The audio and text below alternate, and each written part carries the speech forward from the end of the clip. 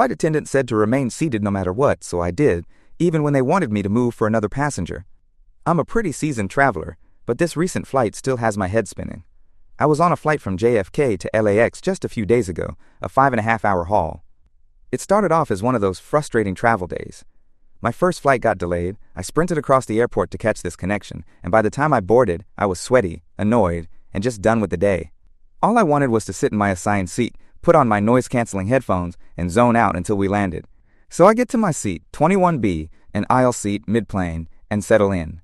The plane's pretty full, a mix of tired business types and families. Across the aisle in 21C was an older flight attendant. Let's call her Linda. She was stern-looking, the kind who takes the safety rules very seriously. As the final passengers were boarding and the crew was preparing for departure, Linda announced loudly to our section, "I need everyone seated with seatbelts fastened. We're expecting some turbulence after takeoff, so remain seated no matter what until the captain clears the sign." She even made eye contact with me and a few others, as if to hammer it home. Fine by me. I wasn't planning on going anywhere. A few minutes later, I noticed a bit of commotion a few rows ahead. Another flight attendant, a younger guy, maybe in his 20s, I'll call him Jake, was speaking to a woman who looked upset. The plane was almost ready to push back from the gate. And here was some kind of seating problem. From what I could catch, it sounded like someone was in the wrong seat, or there was a duplicate ticket situation. Great, more delays, I thought. We hadn't started taxiing yet, but Linda had already given the stern stay put order. I kept my seatbelt on as instructed, fiddling with my phone on airplane mode, trying not to eye roll too obviously. Then Jake, the younger flight attendant, came over to me. "Sir," he said quietly, "I'm really sorry, but can I ask you to switch seats for takeoff? We have a bit of a situation. I'll find you a similar seat, I promise." I looked at him, then glanced over at Linda, who was busy closing an overhead bin a few rows down. My mind flashed to her instruction. "Remain seated no matter what." I told Jake, the other attendant said we shouldn't move. We're about to taxi, right?" He gave me a somewhat strained smile. "I know, sir, and I don't ask this lightly. It's just for takeoff, and you can switch back later if needed. We have a passenger who really needs this seat." I felt my irritation spike. I'd picked 21B specifically when I booked. I have long legs and I like the aisle, so I can stretch them a bit. And after the day I'd had, I wasn't keen on moving. Plus, Linda's admonition was fresh in my mind. If I got up now, wouldn't I be breaking a safety rule? Why this seat specifically? I asked, trying to keep my voice polite, but it probably came out testy. Jake lowered his voice. "We have a passenger with I guess you could say, a special circumstance. They were assigned a seat a few rows up, but due to a mix-up, we need to reseat them here. I can put you in the other seat. It's the same type, just a few rows up, middle section." I craned my neck to see who he was talking about, but he quickly stepped a bit to block my view. That was odd. I thought I heard a muffled sob from the row ahead. Something was definitely going on. At this point, Linda noticed Jake talking to me and started walking over, looking none too pleased. Before she arrived, I made a decision. I wasn't moving. Not yet, anyway. The petty side of me was like, the rules are the rules. They told me to stay seated, so that's what I'm going to do. I know. Not exactly the spirit of cooperation, but I was running on fumes and not in the mood for more inconvenience. Also, I admit, there was a stubborn little devil on my shoulder thinking, they can't tell us to stay seated no matter what and then make us move on a whim. Linda arrived and asked sharply, "Everything okay here?" Jake gave her a quick rundown. Apparently, a family ended up separated due to some booking issue, and a child was sitting alone a few rows up, crying because she wasn't next to her mother. Hearing that, I did feel a pang of guilt. If that was true, of course I didn't want a kid to be scared. But something still didn't add up. Why my seat specifically? There were other passengers around. Maybe because I was alone and not part of a group, moving me was simpler. Linda looked at me, her brow furrowed. "Sir, this is a unique situation. We need to get a parent next to their child for takeoff. Please gather your things and come with me. We'll seat you right up there." She pointed, about 4 rows ahead, where, presumably, the kid or parent had been sitting. Now, an ordinary person probably would have just said sure at that point. But I glanced at my buckle, then at Linda, and I said, "Ma'am, with all respect, you just told us to remain seated with our seatbelts on. I'm just trying to follow instructions. Is it really safe for me to get up now? The plane could start moving any second." In hindsight, I sounded like a sanctimonious idiot. But in that moment, I genuinely felt a righteous streak. Linda's face went through a few shades of surprise, and then settled on annoyed. "The plane isn't moving yet," she said tersely. "It's a brief delay. We're taking care of something important." Jake chimed in softly. We won't taxi until everyone's properly seated. It's okay. I shook my head. I'm sorry, but I specifically chose this seat. I had a really long day, and I'd rather not move. I kind of conveniently left out the part where I was also sticking to her original directive out of spite. Linda's lips pressed into a thin line. She then did something that took me aback. She reached down and unbuckled my seatbelt for me. Sir, we are asking you to move, she said very firmly. If you refuse to comply, this becomes a serious issue. I was stunned for a second. I mean, she literally started pulling me up by my elbow. Instinctively, I pulled my arm out of her grasp. Now people were definitely looking. Across the aisle, a businessman was watching with wide eyes. Behind me, I heard someone whisper, "What's going on?" I raised my voice a bit, addressing both attendants. Look, I get it. There's a child crying. That's unfortunate. But is grabbing me really necessary? You told us not to get up. You can't have it both ways. Linda at this point looked like she might explode.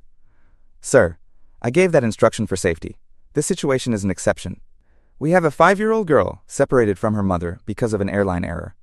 Now, please, I'm asking one more time. Gather your belongings and come with us to your new seat, or I will have to involve the captain. Things were officially escalating into a scene. Other passengers were craning to see. I heard a little girl's muffled crying a few rows up, and a woman's voice trying to soothe her. Presumably the mother and child in question. My stubbornness wavered. I really didn't want to be that guy causing a holdup, especially if a little kid was distressed. I sighed and finally unlatched from my seat, mumbling, "Fine, I'll move."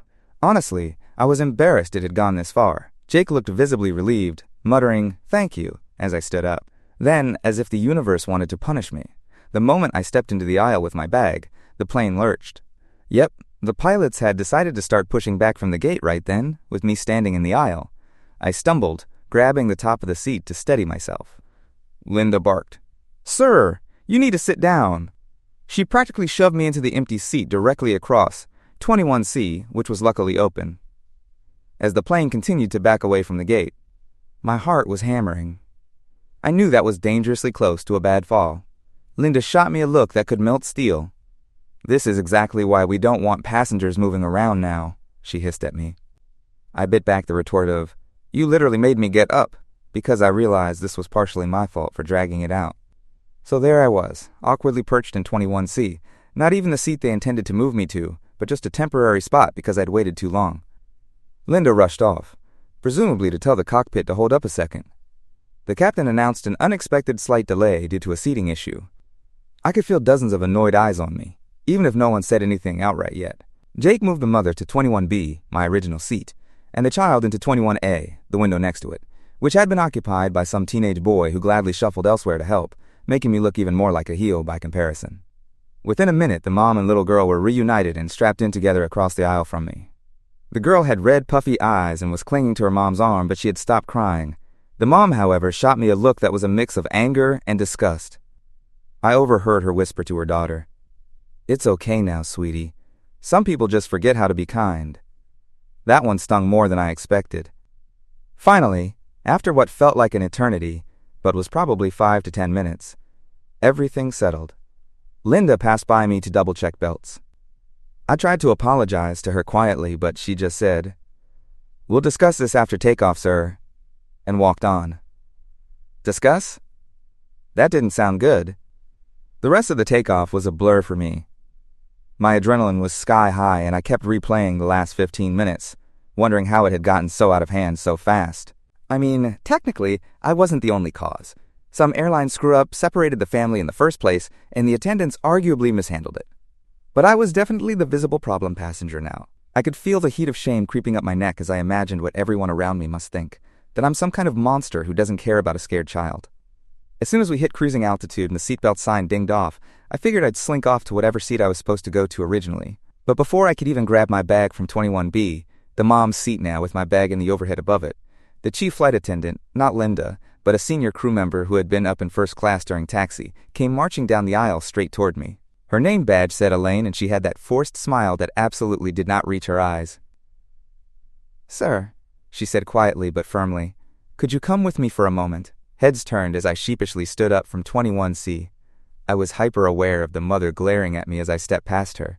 I muttered a quick, "I'm sorry," in her direction, but she just shook her head and held her little girl closer. Elaine led me to the front galley near the cockpit door, away from the passengers. Mostly, the first row folks were definitely eavesdropping. Linda was already there, arms crossed. Elaine spoke in a low tone. My colleague here tells me there was an issue getting you to comply with a seating request. I started to explain my side, but she held up a hand. Whatever the misunderstanding, let's be clear. When a crew member gives you an instruction on a plane, you are expected to comply immediately, especially during critical phases like taxi and takeoff. Do you understand that? I nodded, feeling completely chastened. Yes, I understand. I'm sorry. I was confused because of the earlier announcement not to move. I attempted a faint laugh to lighten the mood. I guess I took it a bit too literally. Neither of them laughed or even smiled. Linda jumped in, voice sharp. That announcement is for general safety. When we specifically request something of you, it overrides the general announcement. You delaying caused a serious safety concern. You were out of your seat while we started moving. I know, I said quickly. I really am sorry. I didn't mean to cause trouble, and I meant it. Whatever small satisfaction I'd gotten from sticking to the letter of the law had completely evaporated once that plane lurched and nearly threw me on my face, not to mention the weight of everyone's judgment. Elaine sighed. All right. Because you eventually cooperated, we're not taking this further right now. But I need your word that there will be no more issues on this flight. We have your seat assignments sorted now. You'll be in 24D, an aisle toward the back. It's free. Is that okay with you? I almost laughed at the absurdity. I went from 21B to 24D, 3 rows back, after all this chaos. Yes, of course. That's fine, I said. And could you relay my apology to the mother and her child? I feel awful about that. Elaine gave a curt nod. Focus on following crew instructions, sir. We'll handle the rest. With that, I was dismissed to shuffle my guilty self to 24D. The rest of the flight was awkward. I spent 5 hours in the back, nursing a cola and avoiding eye contact with the crew. The cabin crew mostly ignored me, understandably. When they came through with the drink cart, Linda served me with professional coldness. Not a drop of warmth. I didn't push it. I did take a walk up the aisle once to use the lavatory and glimpse the mother and daughter. The little girl was coloring and looked okay. The mom noticed me and I quickly looked away, feeling my face burn. I just hid in the back after that. By the time we landed in LA, I thought maybe all the drama was done. People would scatter to baggage claim and forget about it. I was ready to be off that plane and disappear. But nope. One last twist. As we taxied to the gate, a voice came over the PA. Ladies and gentlemen, this is the captain. Please remain seated, as we have an additional instruction for one of our passengers. My heart sank. What now? We stopped at the gate, and the seatbelt sign went off. Immediately, 2 airport police officers, or security, not sure which, came on board and walked to the back. To me, I felt every pair of eyes turn my way as an officer said, Sir, please come with us. My stomach dropped through the floor. I asked, mortified, Am I being arrested? One officer shook his head and said, Come with us and we'll discuss it. I grabbed my carry-on from under the seat, my hands shaking, and followed them off the plane. Behind me, I heard a flurry of whispers and a couple of gasps. So that's where I'm at. They didn't arrest me. Turns out I wasn't being arrested, just detained for a talk. The airport officers, along with an airline supervisor, took me aside and basically told me that I had disobeyed crew instructions, which is a violation of federal regulations. They took my ID and information, filed a report. I might get a fine or a formal warning from the FAA, they said. And they informed me I was now on an internal list of problem passengers for the airline. The supervisor sternly said I could be banned from flying with them if I ever did anything like this again. I was free to go after about 30 humiliating minutes. By then, most of the passengers from my flight were gone, except that mom and her kid. I passed them in the terminal. The mom gave me one last look that I couldn't quite read. I was too ashamed to say anything, so I just hurried past.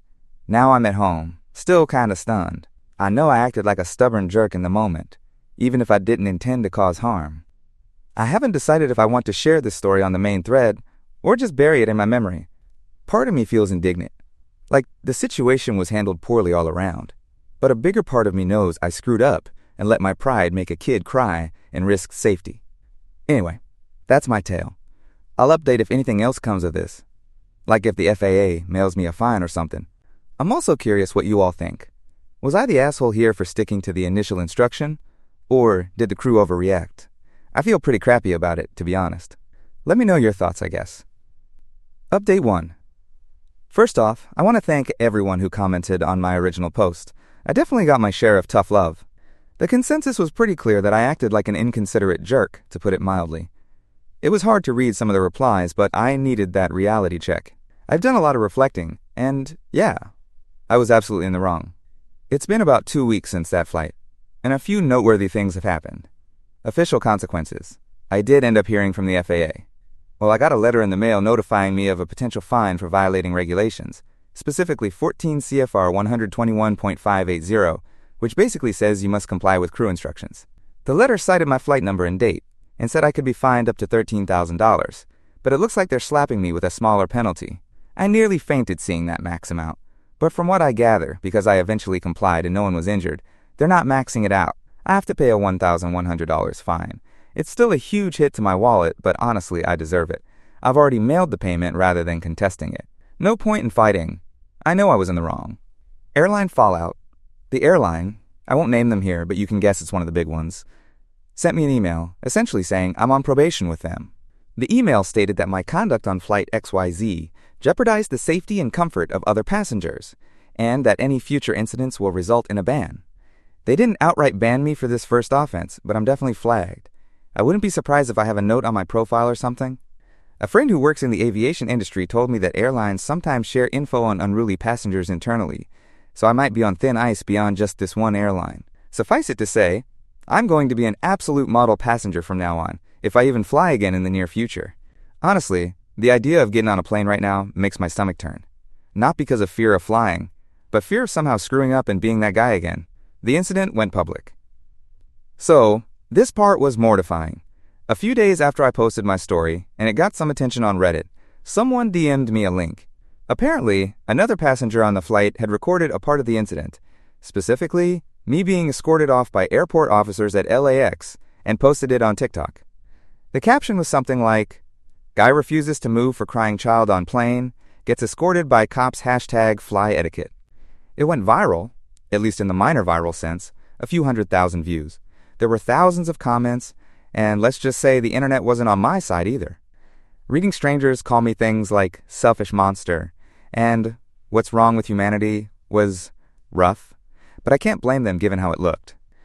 In the video, you can see me looking stone-faced as the cops lead me out, while a little girl, the child from the flight, is clinging to her mom in the background. It's a bad look. I tried to stay out of the comment section, but I did post one reply on that TikTok saying, "I'm the guy in this video and I'm truly sorry. I was wrong. Most people didn't care or didn't believe it was me, and I get it. The narrative of entitled dude versus sad child is way more straightforward." The viral video aspect has died down now. Thankfully, my name wasn't public in any of it, so it's not like I'm getting doxxed or anything. But a couple of minor news sites even picked up the story in those airline passenger from hell columns. Seeing it in the news, I have no words. My own parents caught wind and gave me an earful about how they didn't raise me to behave like that. That was another painful conversation, but again, I deserved it. After all this external backlash, you'd think I might try to defend myself more, but honestly, I just feel worse. Because the truth is that no matter how poorly the airline handled the seating or how stressed I was, a little kid was crying, and I chose to be stubborn. That's on me. The internet's judgment just drove that point home with a sledgehammer. Attempts to make amends. A lot of you urged me to try and apologize to the mother and child if possible. I have thought about them every day since. I reached out to the airline's customer relations, explaining who I was and asking if I could send a letter or message to be forwarded to that family. I doubted they'd do it, privacy and all, and I was right. They politely declined to share any passenger info or pass along notes. I get it, they have to protect privacy. I even considered doing one of those open letters addressed to the mother of the little girl on Flight XYZ in hopes she'd see it, but it felt too performative, and there's no guarantee she'd ever come across it. In the end, all I could do was write out an apology that I'll probably never get to deliver. So yeah, that's where things stand. I paid my fine, I'm keeping my head down, and I'm trying to learn from this. If nothing else, I hope people reading my story take it as a cautionary tale. A moment of stubbornness or pride isn't worth the fallout that can come after. Trust me, I do have one more update I'll share soon. It's something personal that happened as a result of all this that really drove the lesson home on a deeper level. I'll post that shortly. To everyone who called me out, you were right. I needed to hear it. I'm going to keep trying to be better. Update 2. Final update. As I mentioned, something personal happened recently that really drove everything home for me. It's not directly about the flight, but it's a fallout in my personal life that I think is worth sharing. A week after paying the fine, I went to visit my sister and my 6-year-old niece. We're a close family, and my sister knew about the whole plane fiasco from our parents. She hadn't brought it up directly. I think she was giving me space to sort it out, but I felt like I owed her an apology too for embarrassing the family. She told me, "Look, you messed up, but I know you're not heartless. You just didn't think." That actually somehow made me feel worse, because no, I really didn't think, and that's the core of the problem. Anyway, one afternoon during my visit, I took my niece to a local park to give my sister a break. My niece is a shy, sweet little kid, very sensitive. We were playing hide and seek around the playground equipment. At one point, I guess I hid a little too well behind a cluster of bushes, and she couldn't find me for maybe 30 seconds longer than usual. When I came out, I saw her standing there in the open, turning in circles, her face scrunched up in panic with tears in her eyes. She thought she'd lost me. I ran over immediately saying, I'm here, and she just burst into sobs and latched onto me, absolutely shaking. I felt like the worst person in the world. I kept saying, "It's okay, I'm right here, I'm so sorry." She calmed down after a few minutes, but she was really shaken. I've never seen her that upset. She's usually attached at the hip to me when I visit, and to see her that scared because of me, it broke something in me. Later that night, after I put her to bed, I just sat on the couch replaying that moment, and suddenly I flashed back to the plane incident, to that little girl crying for her mom. I had this vivid memory of how the girl looked as I passed by her to go to the front of the plane, eyes red, face buried in her mom's sleeve, just utterly upset. At the time, I was too wrapped up in my own embarrassment and anger to really absorb it.